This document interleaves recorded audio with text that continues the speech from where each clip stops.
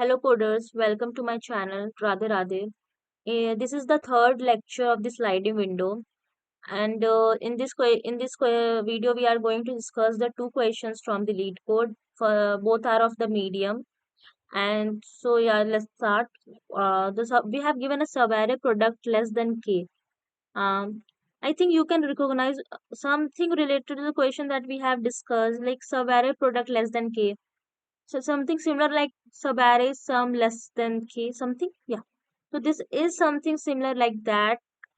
Let's discuss the questions. Let's discuss what the question is trying to say. Like we have given an array. We have given an array nums and an integer k. We have to return the continuous subarrays where the sum product of all the elements in the subarray is strictly less than k. So it means the question is saying that like we have to count the number of arrays whose whose product whose if we do the product of all the elements, it should be less than k, not equals to or not greater than. It is strictly less than k. Like you can see the answer is given 8. It means we have given if you can try also, you will find that there is only 8 subarrays whose sum is less than k. So 8 is our answer. Now same way the third, we have given k equals to 0.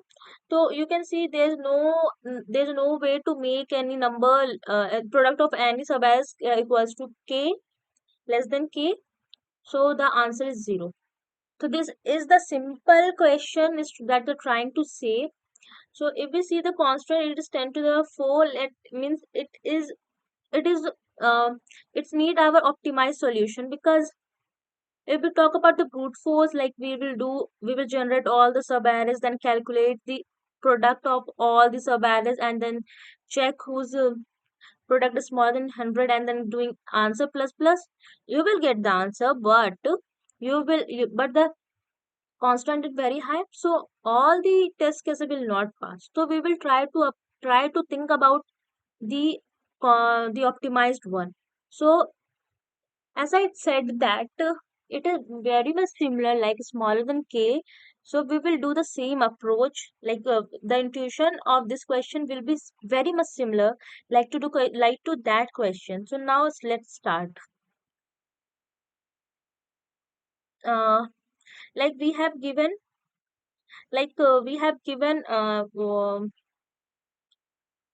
sorry, we have given 10, 5, 2, 6,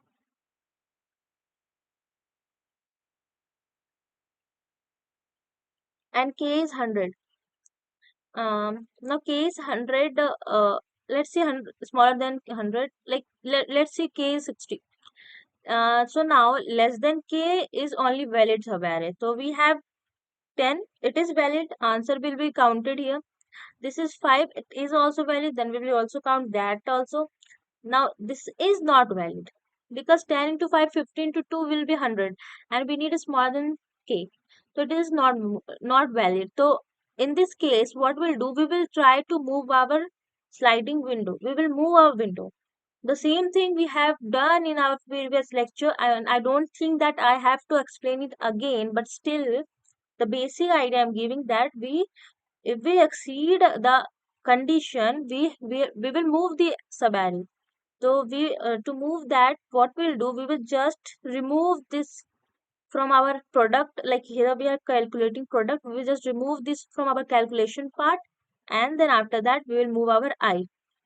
Now start take now it will take this as a subarray, this will be a subarray, and then if it is exceed our condition, then I will be again move here.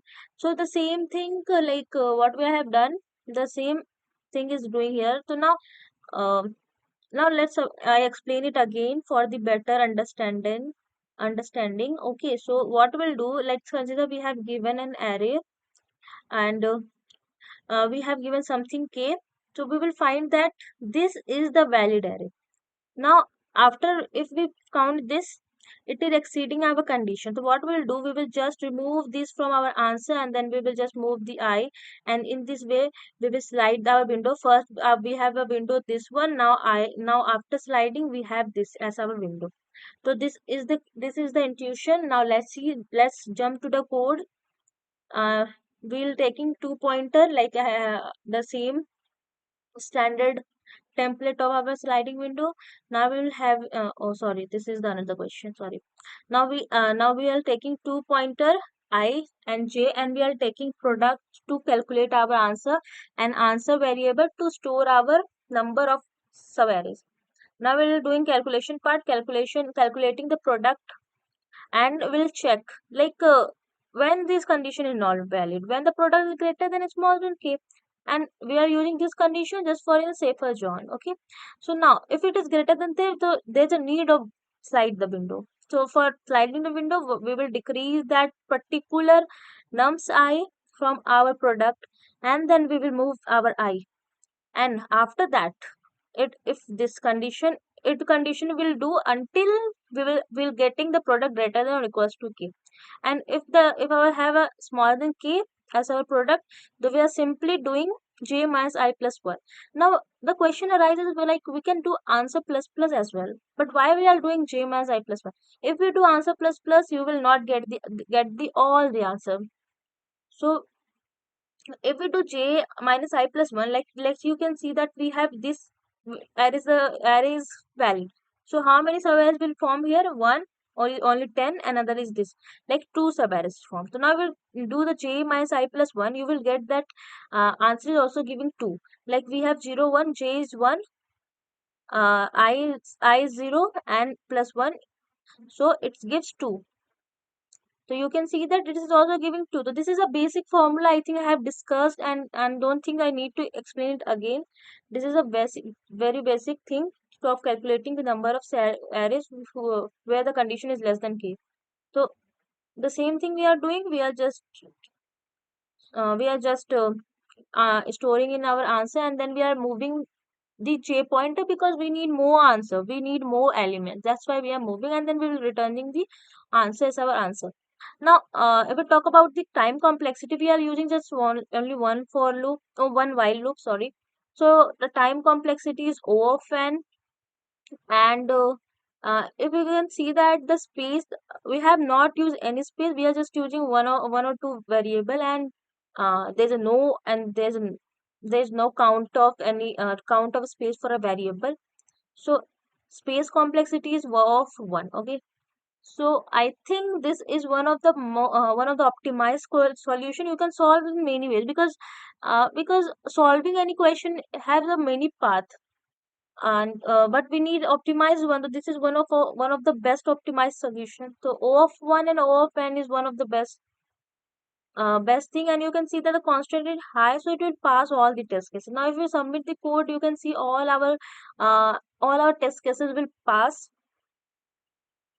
Now you can see that all the test cases pass. So this is that's it from this question. Now let's move to the second question. The second question is on the other medium one from the lead code. uh, we have max consecutive ones 3, like I think questions is asking, like you can read, we have given a array nums and an integer k, return the maximum number of consecutive one in array if you can flip at most k. Now the question is saying that we need the maximum number of consecutive one.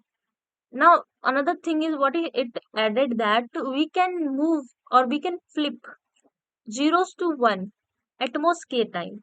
Now, at most k, at least k, exactly k, this is the three terms that you will usually hear in our any of the sliding window concept. This is most of the using word in the sliding window question. Like let me explain it once. At least k means कम से कम और ज्यादा ज्यादा, in Hindi we can say that like that. So it means equals to k is it possible, and greater than k is also valid for this case.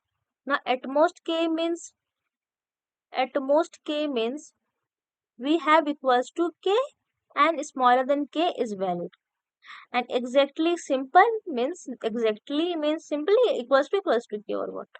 So here we have given exact at most case. It means that we can flip, like consider we have k equals to 2. So we can flip 0, it is also valid. We can flip 1, it is also valid. We can flip k, means we can flip two element also. It is also valid. So now you can, if we jump into the test cases, we have given 11000110 and k is equals to 2.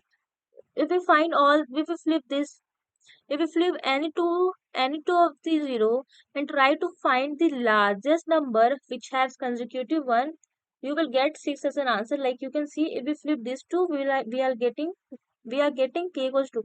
We can move this two as well.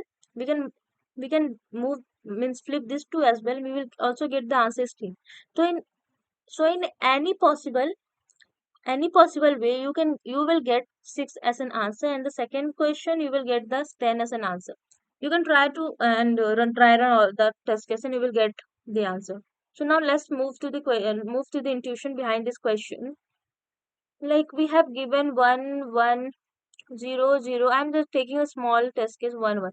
Like so no, let's see the test case which given by our lead code. So 1 1 1 0 0 1 1 1 0 0 4 times 1 and 0. Now we have given k equals to 2.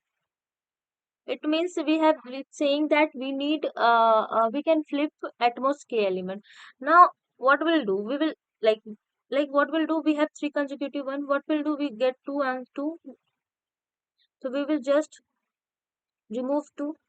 Flip this. We will get 4. Then we'll try for this. Then we will try for all the subarrays, all the subarrays. For the brute, it's a brute force approach, so I'm saying that. So we'll generate all the subarrays and then we'll just flip all the k zeros and we'll find the maximum one. So this is one of the simplest brute force approach. Now let's move to the optimized one. What we'll do, we will not take care about the flipping. We will, like, if some question said that we have to flip something, it doesn't mean that we in actual we are flipping that number.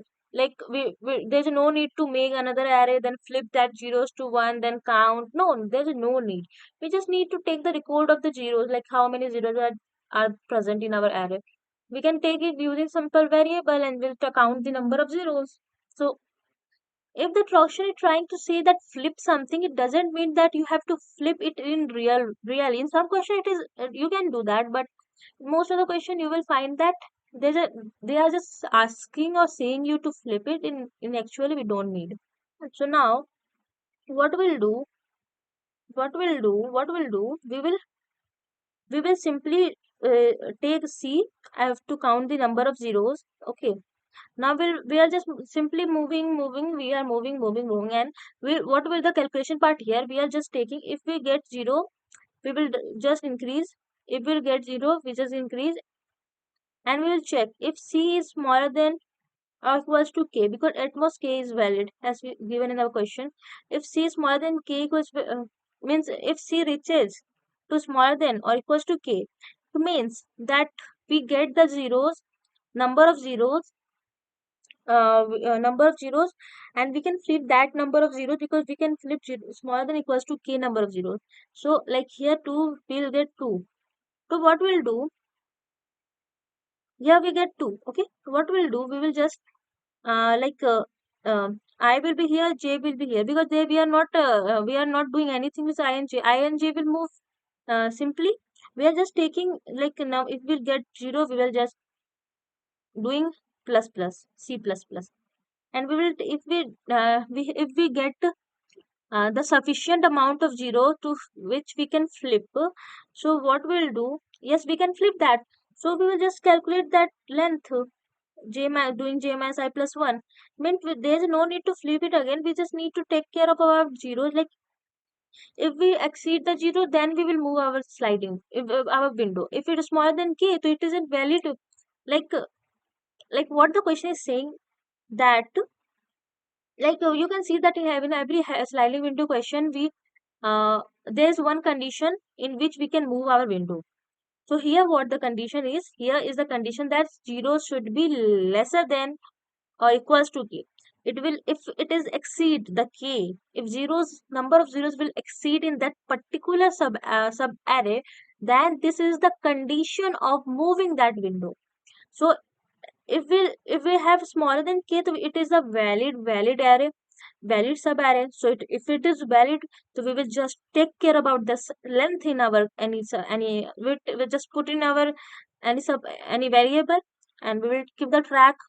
And if we get the greater than k, so it means that the array is sub array is not valid, we need to move that array. So I think now you something is clearing, some I think you are getting what I mean to say. What I mean to say, like 1 1 we have given, 1 1 0 0 1 0 we have given. Now the values we have given k equals to 2.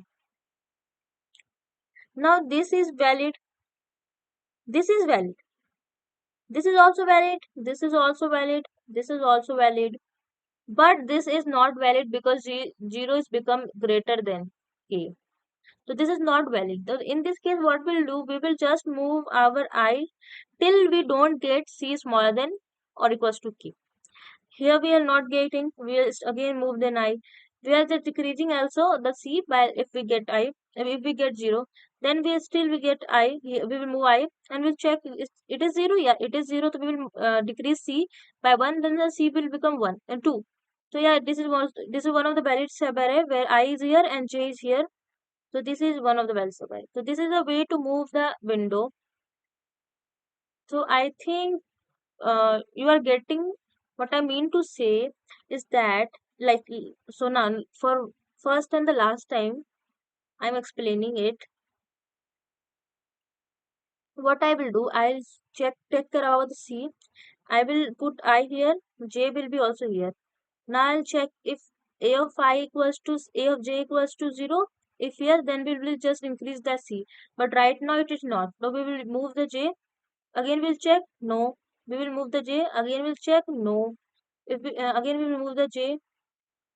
Yes, we'll get 0. So we will increase this one. Again we'll move. Yes, we will get. We will move. We will again increase this one and move then again we'll get right before reaching this point. What we have all this as our valid subarrays. All the subarrays inside this are valid. So we will just take care about their length by doing j minus I plus 1. We'll take care about this also, this also, this also, this also, and all the subarrays. And we'll put in our any answer variable. And again, if we'll move and it will get the number with exceed, we will what we'll do, we will move until the c don't become not become smaller than or equals to k. So it's a simple approach, little bit complication, but I think I hope that you understand. Let's for better understanding, let's jump to the code. We are simply taking I and j. We are taking care about c, which take care about number of zeros, and the maxi will take care about the maximum or length or in all the subarrays. Now we are using while, which smaller than num size. Now we're checking if the num j is 0, then we will use the c plus plus and check if the sum, if the c is smaller than equals to k, so it means it's a valid subarray. Yes, it is. So we will just take care about the length. We are just putting the length in the maxi array. Else it means the length is greater than k. So we will move the sliding window until we don't reach a valid array, means the number of zeros should be lesser than or equals to k. So while we use the while c greater than k, we are checking because c also have to remove now, because because c is one of the best, one of the thing that we need to track. So if we find c, we are decreasing c and we are moving the window by doing I plus plus and the simple j plus plus to get another number of element. And then simply we are returning maxi. Now if we the same thing, if we talk about the time complexity, one for while loop, so therefore o of n, and this while is very small, so there is no need to count this one. So o of n and o of 1 as a time space complexity, because space is not, we have not used any vector and or anything else. If it submit this code, you can see all our test cases will pass, because this is one of the optimized solution. No, I think you can understand both the question.